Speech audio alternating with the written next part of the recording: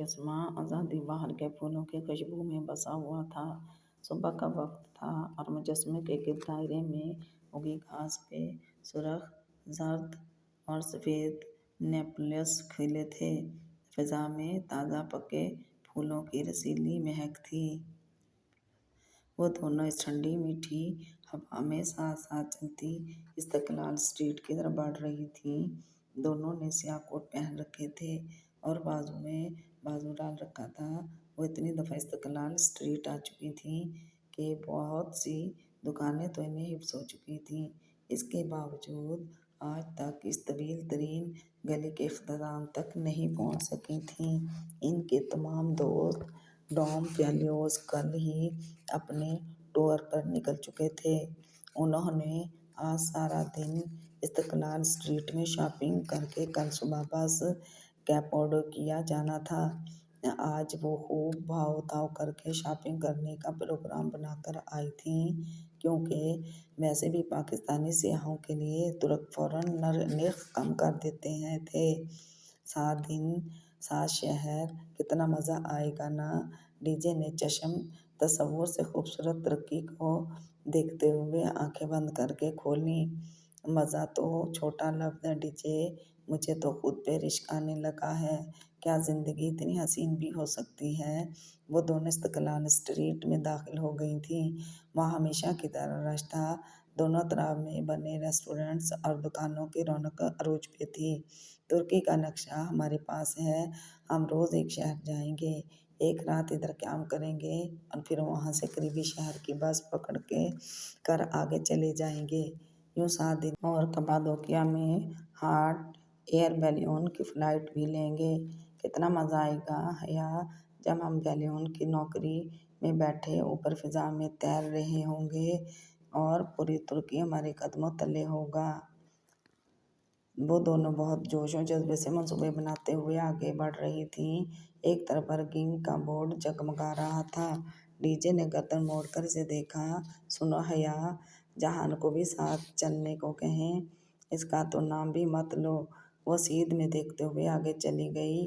भी वो इसके रेस्टोरेंट की शक्ल भी नहीं देखना चाहती थी।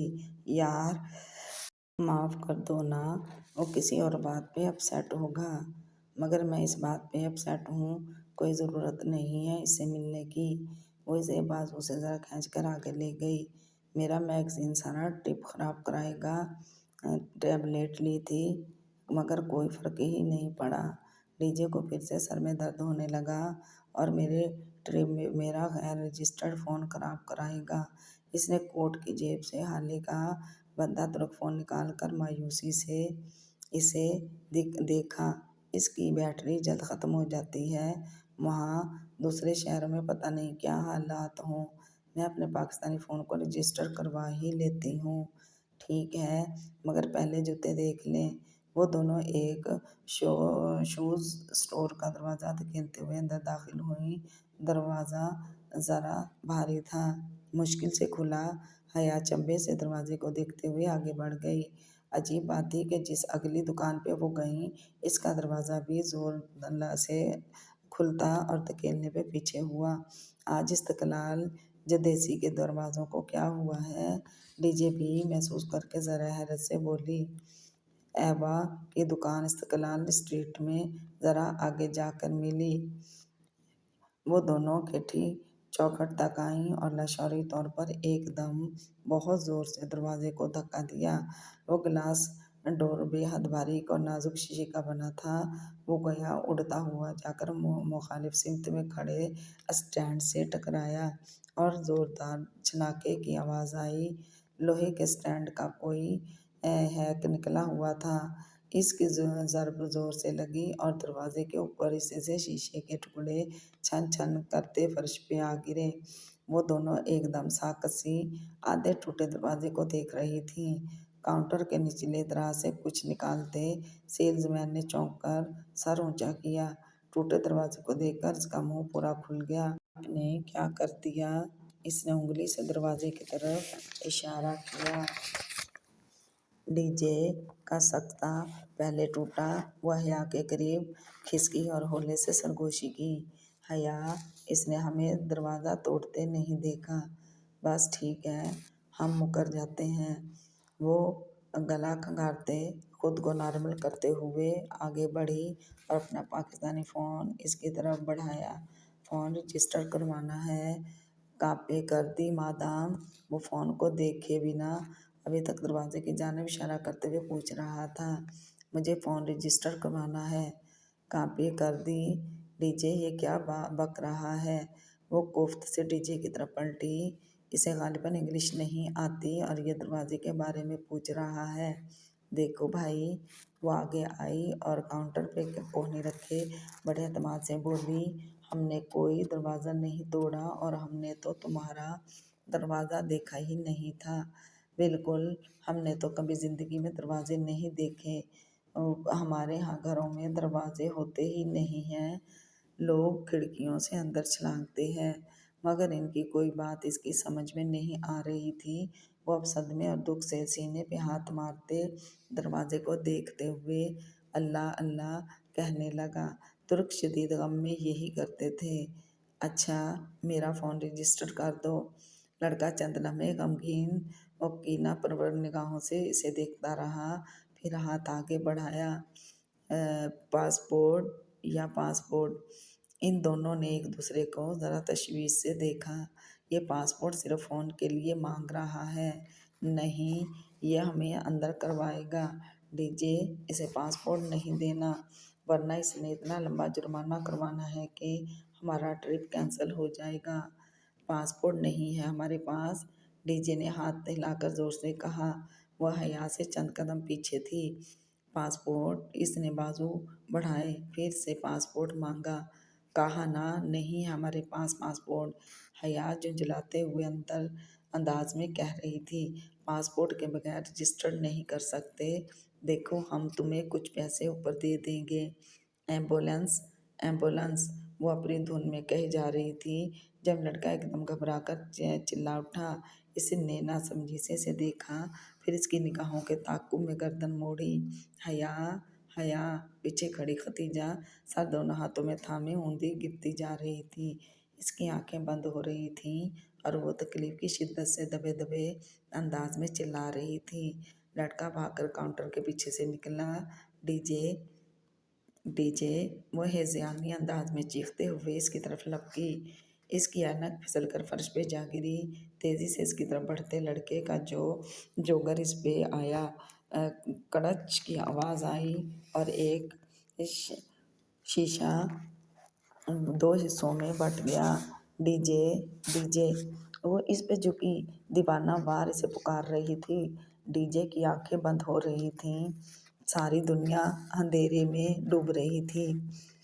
अस्पताल का वो कॉरिडोर सर्द और वीरान था। संगमरमर का फर्श किसी मुर्दे की तरह था, सफ़ेद, बेजान, ठंडा। वो बेंच पे बिल्कुल सीधी बैठी थी, साकत, जामत, सीध में किसी गैर मरूई नुक्ते पे निगाहें मरकूज़ किए इसकी आंखों से आंसू मुसलसल टूट टूट कर गिर रहे थे।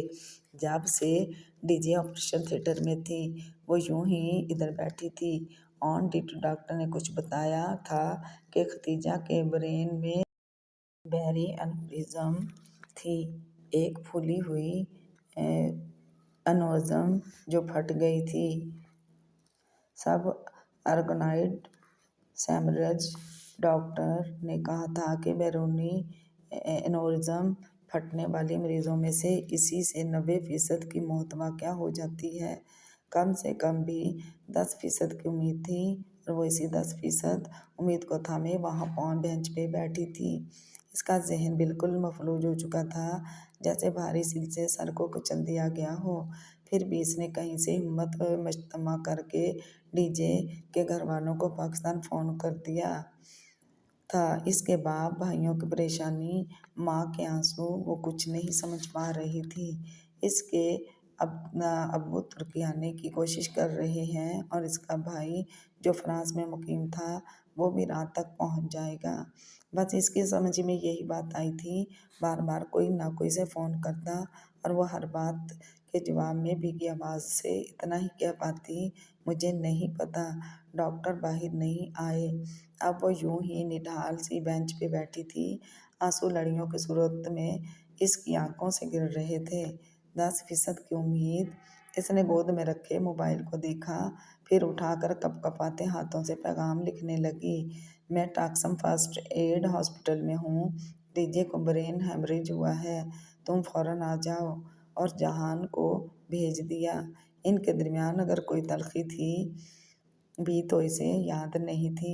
अगर याद थी तो सिर्फ और सिर्फ खतीजा। तो अजान का वक्त हुआ तो वो उठी और वज़ू करके वापस इधर आई।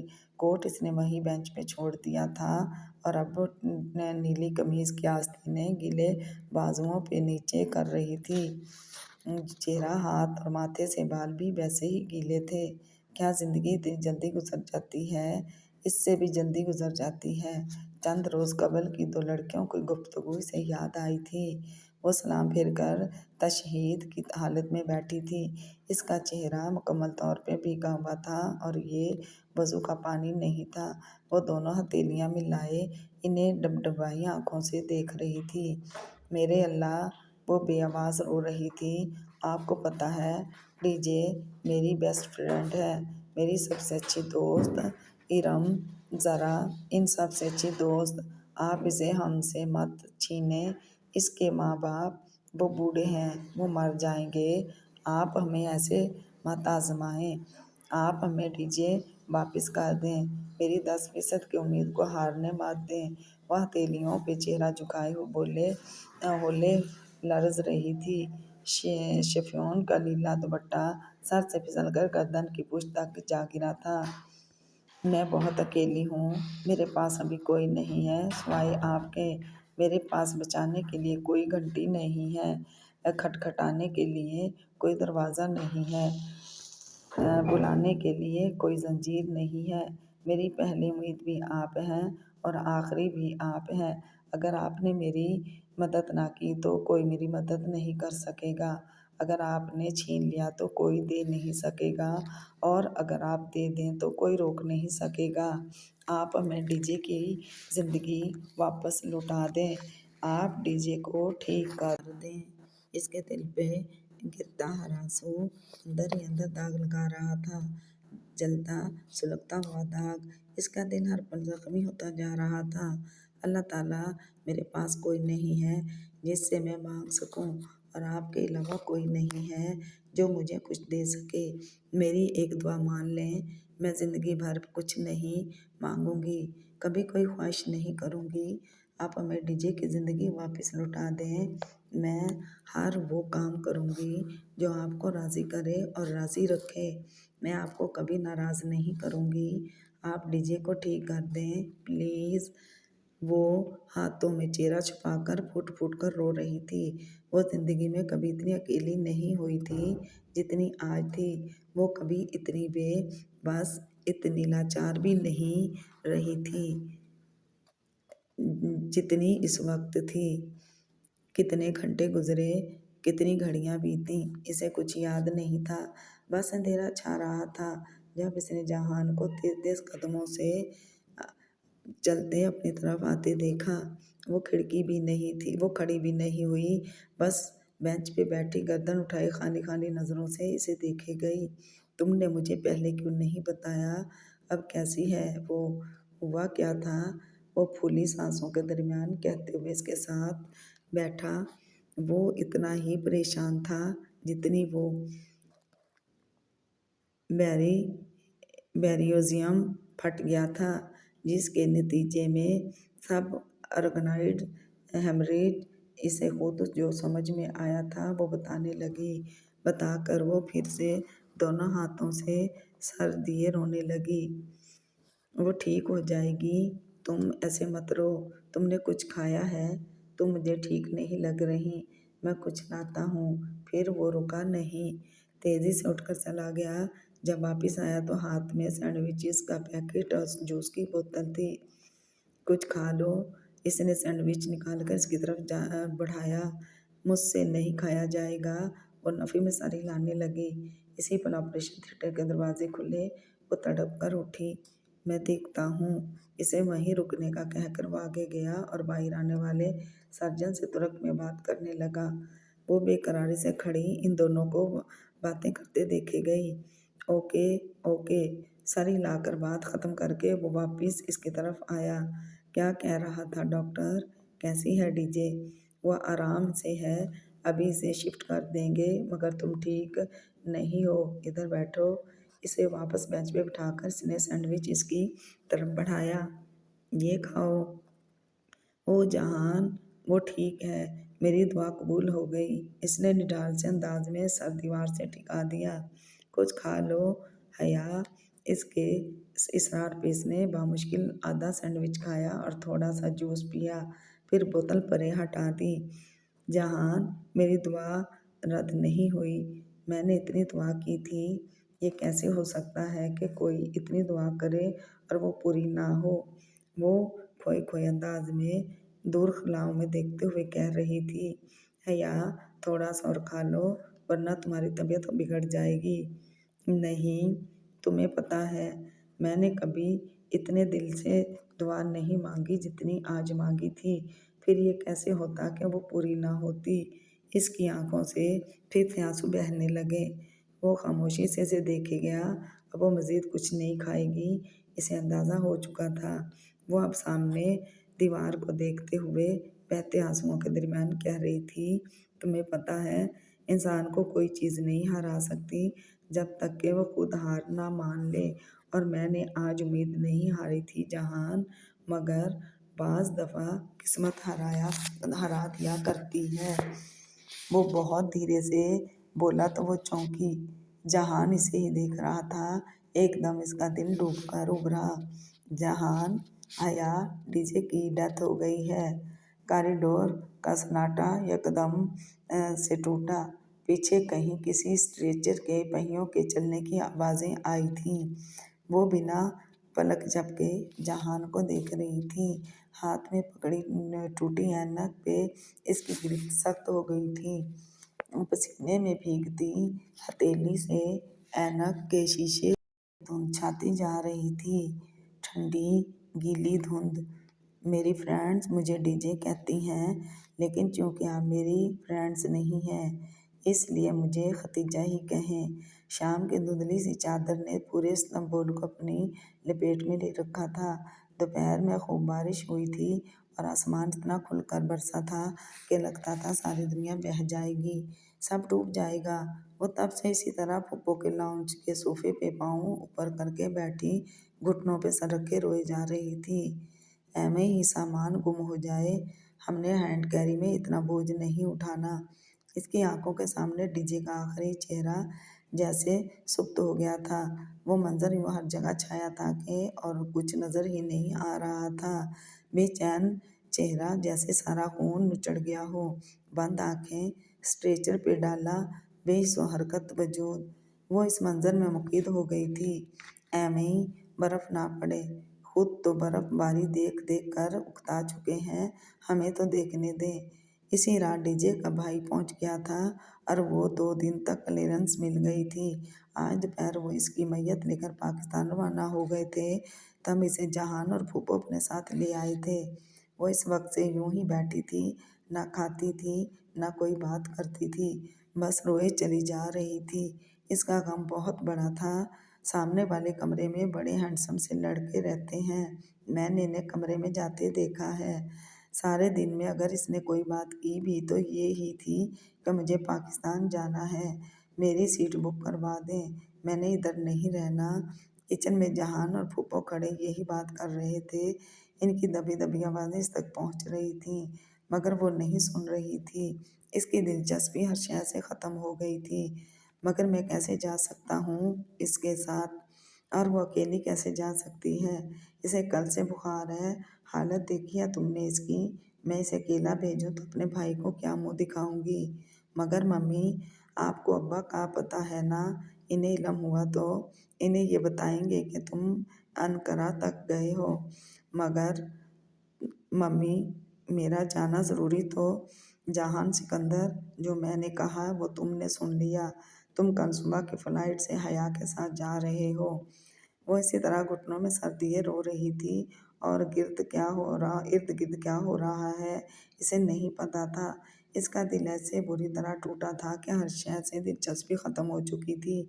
पार्क टावर्स एशिया का सबसे बड़ा शॉपिंग मॉल, इसने कौन सा जाकर चेक कर लेना है, थोड़ा सा शो मारने में हर्ज ही क्या है।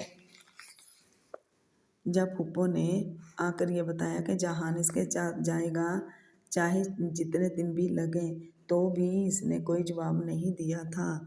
इसे फ़िलहाल जहान सिकंदर से कोई सरोकार ना था। ऐसे तुम्हारी फूफो का कोई हैंडसम बेटा है। तुम्हारी चमक दमक देखकर ये ख्याल आया। हर चीज़ जैसे स्लो मोशन में हो रही थी। आवाज़ें बंद हो गई थीं, सिर्फ हरकत दिखाई दे रही थी। वह तत्व एयरपोर्ट पे छोटे छोटे कदम उठाती चल रही थी। इसके साथ कोई और भी चल रहा था, मगर वो इसे नहीं देख रही थी। रहने दो हया, मुझे अभी वर्ल्ड कप का गम नहीं भूला। जहाज़ धीरे धीरे हुई परवास था। खिड़की के पार मरमरा के समंदर पे बादल तैरते दिखाई दे रहे थे, नरम रुई के गालों की तरह सुरमई बादल। इनमें इतना पानी लदा था जितना इसकी आंखों में था, या शायद इसके आंसू ज़्यादा थे। इतने हैंडसम लड़कों की बहन बनने पे कम अज़ कम मैं तैयार नहीं हूँ। ये भाई चारा तुम्हें ही मुबारक हो। इसने खुद को एयरपोर्ट पे अब्बा के सीने से लगते बेतहाशा रोते हुए महसूस किया। वो इसका सर थपकते हुए कुछ कह रहे थे, कुछ ऐसा कि बस अब वो इनके पास रहेगी, अब वो इसको वापस नहीं भेजेंगे। चीज़ें वक्ती होती हैं, टूट जाती हैं, बिखर जाती हैं, रवैये दायमी होते हैं, सदियों के लिए अपना असर छोड़ जाते हैं। इंसान को कोई चीज़ नहीं हरा सकती जब तक कि वो खुद हार ना मान ले, और तुमने आज एक टूटे हुए जिंजर ब्रेड हाउस से हार मान ली। वो अम्मा के साथ डीजे के घर में थी। वहाँ हर तरफ कोहराम मचा था। इसकी अम्मी और बहनों का बिलक बिलक कर रोना, मातम, बैन, सिसकियों की आवाज़ें, चीखें। जवान मौत थी और गोया पूरी दुनिया इधर इकट्ठी हो गई थी। वो किसी को दिलासा ना दे सकी, बस एक कोने में बैठी बेआवाज़ रोती गई। अच्छा, फिर सोच लो, वो अब भी शादीशुदा है। नमाज जनाजा पिछले रोज़ ही अदा की जा चुकी थी, मगर गम अभी पुराना नहीं हुआ था। खतीजा की बहनें इससे इसके बारे में पूछती थी, मगर वो किसी को कुछ बता नहीं पा रही थी। सारी बातें ख़त्म हो गई थी। दुनिया बर्फ़ का ढेर बन गई थी, मरमरा के समंदर पे तैरती बर्फ़ का ढेर। क्या ज़िंदगी इतनी जल्दी गुजर जाती है? इससे भी जल्दी गुजर जाती है, हमें पता भी नहीं चलता और हमारा वक्त ख़त्म हो जाता है। इख्तिताम, दी एंड।